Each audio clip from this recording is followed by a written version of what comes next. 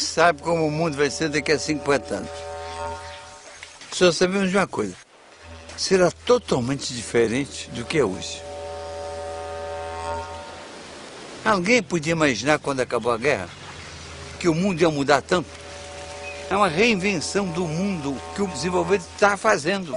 Então, a coisa mais importante para os brasileiros, presta atenção, o mais importante é inventar o Brasil que nós queremos. Surgimos da confluência, do entrechoque, do caldeamento do invasor português com índios silvícolas e com negros africanos. Somos uma cultura sincrética, um povo novo que, apesar de fruto da fusão de matrizes diferenciadas, se comporta como uma só gente, sem se apegar a nenhum passado. Estamos abertos para o futuro. Sabes que vou partir com os olhos rasos d'água e o coração ferido quando lembrar de ti.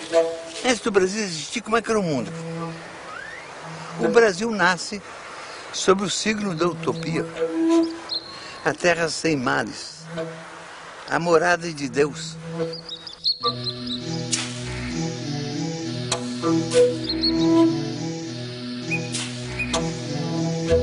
Há 1000 anos atrás, de lá pelo ano 1000, tem cartas que falam de uma ilha Brasil. Isso significa que o nome Brasil não vem do pau-brasil, não. Isso aqui era a Ilha Brasil, que alguns navegantes sabiam. Mas um dia, os portugueses precisaram fazer uma descoberta oficial, mandando até um escrivão do cartório declarar no cartório que foi descoberto. Isso foi em 1500. Mas ele preexistia há muito, fisicamente, biotericamente, biologicamente e humanamente, com a humanidade indígena. Humanidade diferente, de uma gente que agradeceu a Deus o mundo ser tão bonito, que existia para viver a vida, para gozar a vida. A finalidade da vida era viver.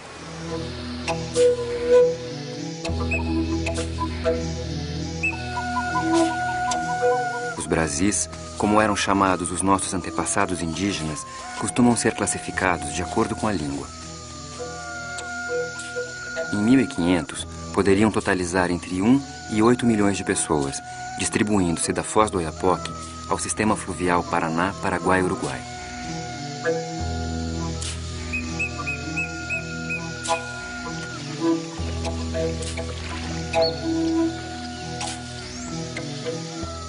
Num certo momento, depois dos primeiros povoadores, que eram de várias procedências, de várias línguas, vêm os tupis-guaranis.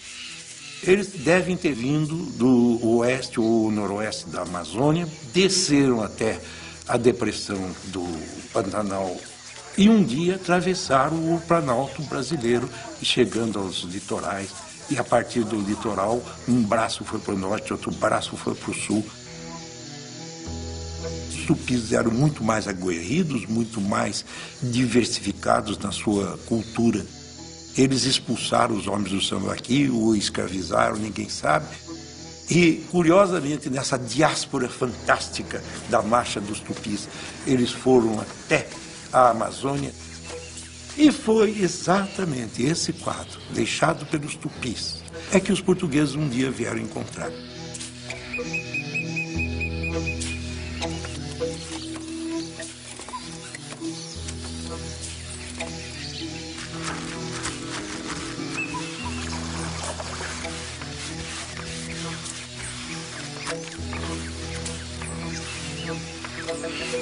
Assim esses povos existiram por séculos. Chegaram a conhecer a natureza em detalhe. Sabiam o nome de cada bichinho, de cada planta. E sabiam para que servia ou não servia. Viveram aqui por 10.000 anos, comungando com a natureza. Tiraram da natureza dezenas de plantas selvagens e domesticaram, ajeitaram, para poder plantar na roça tudo junto.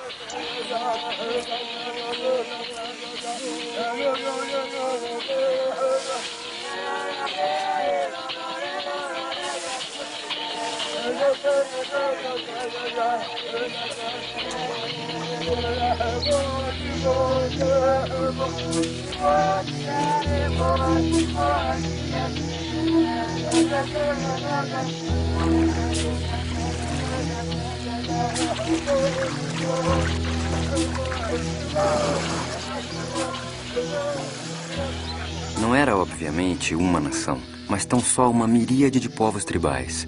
Viviam em aldeias, cada uma unidade social distinta, autossuficiente. Um índio, na força da sua cultura, ele se basta a si mesmo, ele é autossuficiente. Ele sabe fazer tudo o que ele vai precisar ao longo de sua vida. Sabe fazer a sua casa, sabe fazer a sua roça, plantar e colher, sabe fazer os seus instrumentos de trabalho, seu arco, sua flecha, sua canoa, sabe fazer esteira, sabe fazer rede e sabe identificar as espécies do seu ambiente que servem como alimento ou como medicamento.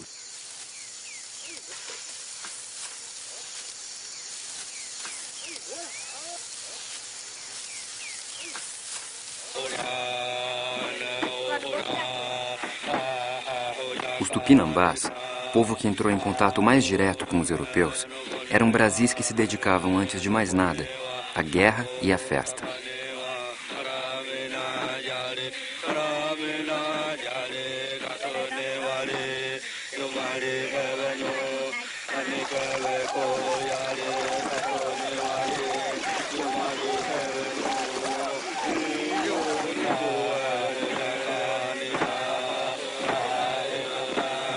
A função social da guerra entre os tupis era uma função em face do seu caminhamento ao longo de grandes espaços.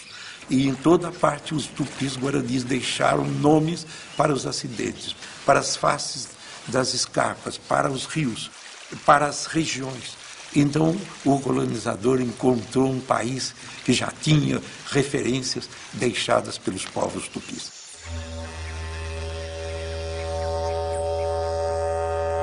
Acreditando na vida após a morte, divisavam um paraíso, o Guajupiá, um jardim de sapucaias, todo feito de cantos e danças. Para um índio não existe muita diferença entre a realidade acordada e a realidade do sonho. O parto, o mundo dos espíritos, os pássaros, tudo está entrelaçado, não é? Quer dizer, tem um espírito em cada coisa, um espírito na hora da colheita, um espírito na hora do plantio, um espírito que mora no fundo das águas e rouba a alma das pessoas, um outro espírito que perturba, o espírito do tatu, o espírito disso, do macaco.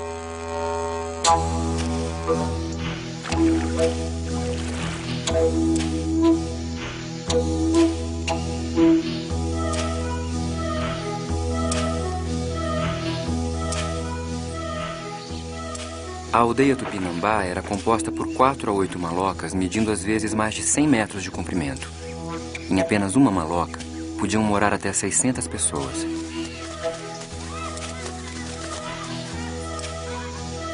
Parece a casa um labirinto.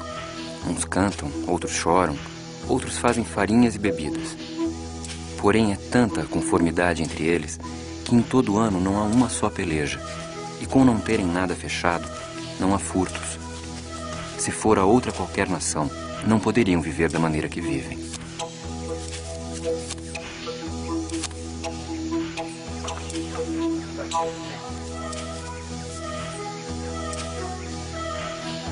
A aprendizagem da convivência e da sobrevivência era feita a partir do modelo dos mais velhos, e no fazer e no refazer.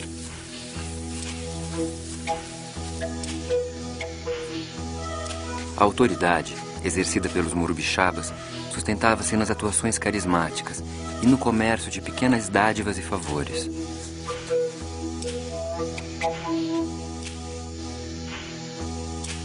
A liberdade sexual era grande. É certo que o adultério feminino podia acabar em espancamento, mas o fim do casamento, por iniciativa do homem ou da mulher, era simples e sumário.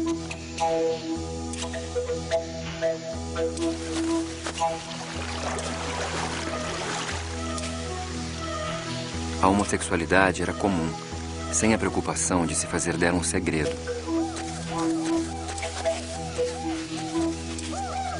A divisão de tarefas entre homens e mulheres era nítida e marcada desde a primeira infância. O menino tem que ser formado para ser um índio, um caçador, um guerreiro. A menina para outras tarefas. Então isso já começa simbolicamente. Se o filho é homem, o orgulho do pai é colocar na beira da rede do filho um arco e flecha em miniatura, para mostrar que ele vai ser um guerreiro, um caçador. Para a menina, põe uma tanguinha, pequenininha, bonitinha, é para induzir a menina a ser uma tecelã, uma mulher trabalhadora.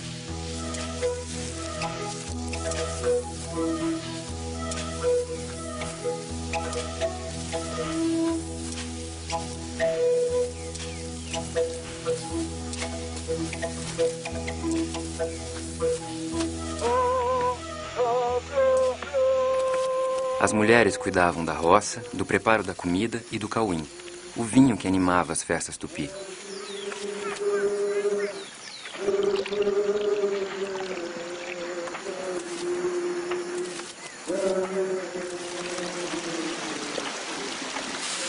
Eram da alçada masculina a fabricação de arcos, flechas, bordunas e canoas.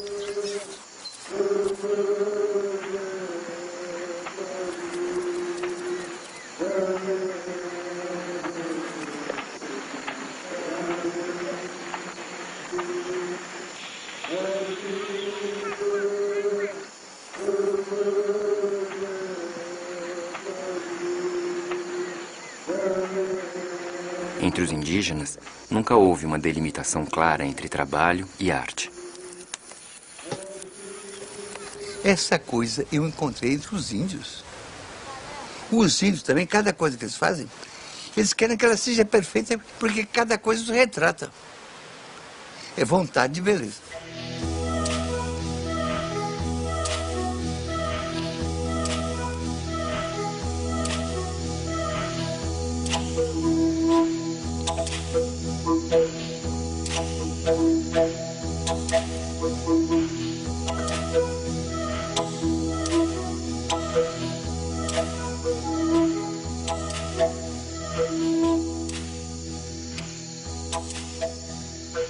Há poucas coisas mais resistentes que uma etnia, do que a identidade de um povo. Há muito pouca coisa. Mais que aço, mais que qualquer bobagem. Material é duro. Uma etnia é dura. Se o pai pode criar os filhos, se o filho se cria na tradição dos pais, na língua dos pais, ele permanece sendo ele. Por quê? 4.000 anos que os ciganos são ciganos. Ou que o judeu é judeu. Por quê? Por uma identificação íntima, secreta, lá dentro. Ele sente que é judeu.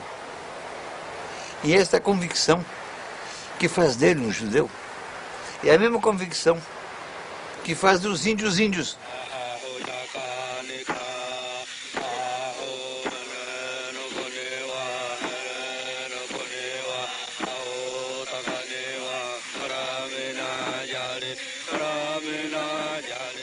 A poesia, a música, a dança e o vinho permeavam toda a vida social dos Tupinambá.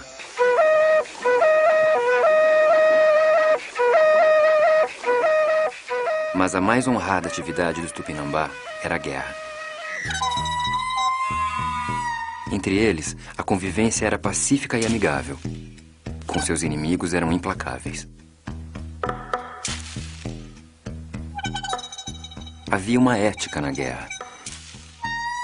Se um inimigo caía em poder de alguém, aquele que o aprisionava batia-lhe com a mão no ombro, dizendo-lhe: "Faço-te meu escravo." Fugir? Nem pensar. O prisioneiro Tupinambá está preparado para ser devorado fisicamente, mas não moralmente pelo estigma da covardia. Suas técnicas bélicas surpreendem até hoje. A habilidade do guerreiro permitia flechar o olho de um pássaro em pleno voo. Havia uma estética na guerra. Gastavam, às vezes, todo um dia exibindo seus inimigos e os insultando, para mais tarde caírem num corpo a corpo feroz.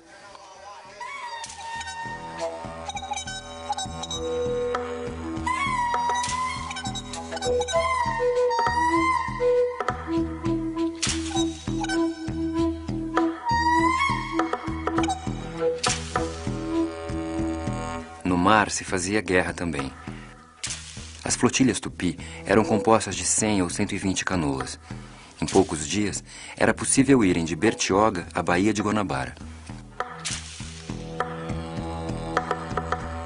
Os prisioneiros que os tupi faziam em suas guerras eram sacrificados e comidos. Era o momento máximo da vida da aldeia, a sua grande festa.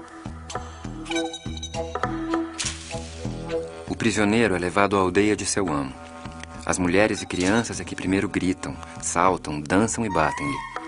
Cobrem seu corpo com cinzas, raspam suas sobrancelhas. Prendem-no e dão-lhe uma índia para o seu serviço, inclusive o sexual. Tudo pronto, é marcado o dia da festa. Os índios levam consigo o prisioneiro, de sorte que bebam e se divirtam juntos.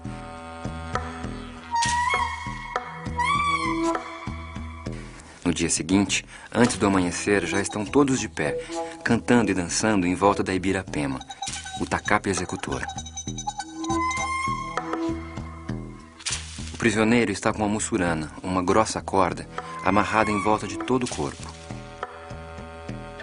A seguir, toma o tacape aquele que vai executar a vítima e diz: quero matar-te, pois tua gente também matou e comeu muitos dos meus amigos. Responde-lhe o prisioneiro: quando estiver morto, terei ainda muitos amigos que saberão vingar-me. Depois, golpeia o prisioneiro na nuca, de modo que lhe saltam os miolos, e imediatamente levam as mulheres o morto para o fogo. Raspam-lhe a pele e tapam-lhe o ânus com um pau. A esposa provisória do prisioneiro chora um choro ritual. O corpo é cortado em pedaços e assado. As vísceras são dadas às mulheres, que as fervem e com o caldo fazem uma papa, que chamam mingau. Quando toda a carne é repartida, voltam para casa, levando cada um o seu quinhão. O matador se recolhe em sua rede, durante dias. Sem participar do banquete, vai ele digerir o ato da morte. As coisas do mundo retomam os seus lugares. Fui estudar os índios urubus capó. Esses meus índios, de que eu tenho infinitas saudades, chamam-se a si mesmo Caapor. Caá é mata e Por é morador. Eles se definem como povos da floresta. Eles são os índios mais parecidos com os tupinambá da costa brasileira. Eu queria estudar, queria saber como era o povo de que nós herdamos a forma de sobreviver nos trópicos. Isso tudo pode ser reconstituído pelos documentos do século XVI, mas é muito melhor ir vendo. Eles estão vivos e eu fui lá estudar isso.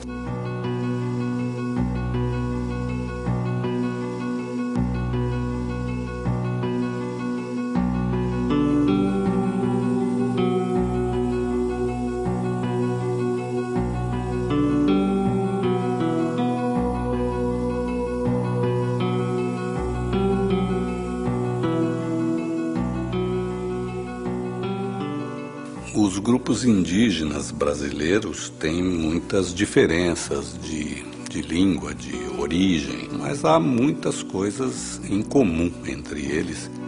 Cada um tem a sua roça, cada um tem a sua casa, mas ninguém é dono da terra. A terra é um bem comum daquela aldeia.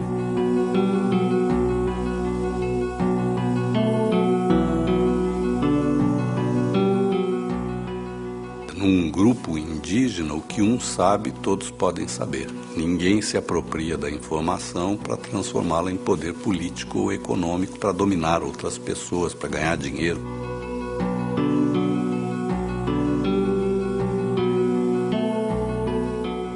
Num grupo indígena, o chefe é o representante da tradição, da experiência, da cultura daquele povo, é o grande mediador. Mas ele não dá ordens a ninguém. Um chefe índio não dá ordem. Um índio ia achar muito engraçado se outro índio desse uma ordem para ele.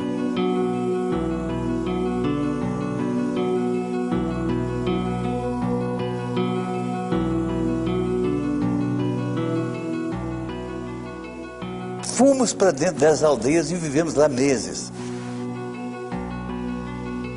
Esses índios tinham muito carinho comigo e eu muito carinho com eles. Chegamos a ter uma grande intimidade. Um informante muito importante era Campucu. Esse é o homem mais sábio que eu conheci na vida. Ele me ditou uma genealogia dele de 1.100 nomes. Qual é o nobre que é capaz de ditar espontaneamente 1.100 parentes? Para esses índios é muito importante a herança, e por isso é que eles guardam dessa forma extraordinária a sua genealogia. Ao final, numa noite, na casa de Anancampucu, encaminhei o assunto para a antropofagia ritual. Queria confirmar com ele a descrição dos antigos ritos antropofágicos. Não fiz pergunta alguma. Simplesmente tomei uma corda, disse que era o Tupinambá e contei que havia anos os Tupinambá da costa costumavam matar gente de outras tribos para aprisionar e comer. Enorme era a sua emoção. Por fim, não suportou e disse: "Você é meu irmão, o seu avô é meu avô." Anancampucu começou então a contar que seus antepassados também caçavam gente de outras tribos para comer. Esses meus carrapó são Tupinambá tardios, Tupinambá de 500 anos depois, mudados radicalmente no tempo.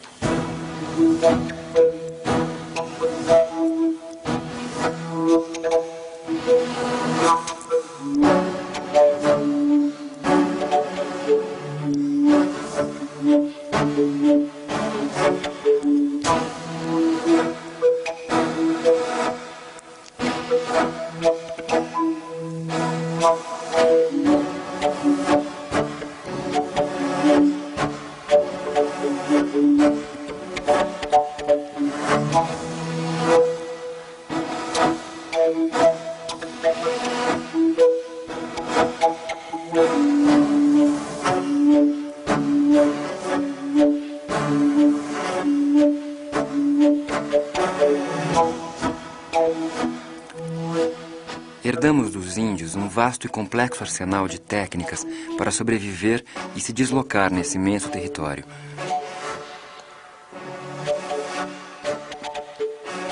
Herdamos centenas de frutos, árvores, ervas, seu trato e seu uso. Herdamos o hábito do banho diário. Mas a herança nobre e profunda que os índios nos legaram é o testemunho de que é possível um povo viver magnificamente integrado à natureza, numa trama secreta de coexistência pacífica e amistosa.